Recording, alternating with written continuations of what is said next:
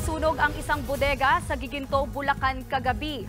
Pahirapan ang pag-apula ng sunog dahil puno ng plastik ang bodega. Nasa frontline ng balitang yan si Hannibal Talete.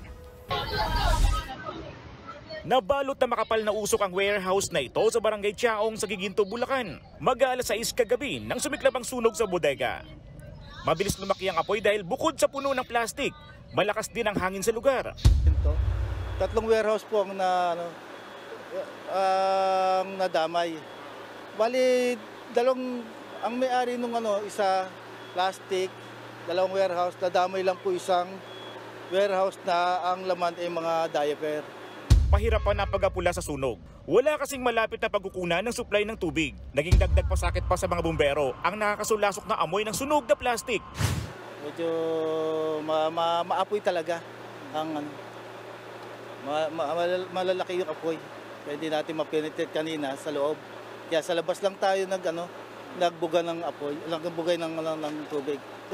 Kulang po tayo ng hydrant dito sa Giginto. Ilang po ang comment natin dito.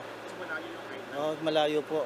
Sa gitna ng sunog, biglang bumigay ang ikalawang palapag ng warehouse. Di naman maiwasan ng mga residente sa lugar na matakot dahil baka pati bahay nila ay madamay. Inuupahan lang po kasi namin. Tapos yung ibang gamit po namin, di pa namin mailabas. Ayaw na kami papasukin sa loob kasi nga po yung apoy yung nabasa po dun sa ng pader. Yung pong maabot po yung bahay po namin. Gaano nakalapit sa bahay na kanina? Maano na po yung apoy dun po sa may bubong namin eh. Matapos ang higit 7 oras, idineklarang fire out ang sunog bandang 1:17 ng madaling araw. Walang naiulat na nasawi o nasaktan sa insidente. Inaalam pa ngayon kung magkano ang kabuuang halaga ng pinsala at kung ano ang naging mitsa ng sunog. Nagbabalita mula sa frontline. Hannibal Talete, News 5. Mga kapatid, Maui David po. Simula ng inyong araw na may alam at may pakialam sa mga may init at umaaksyong balita sa bansa.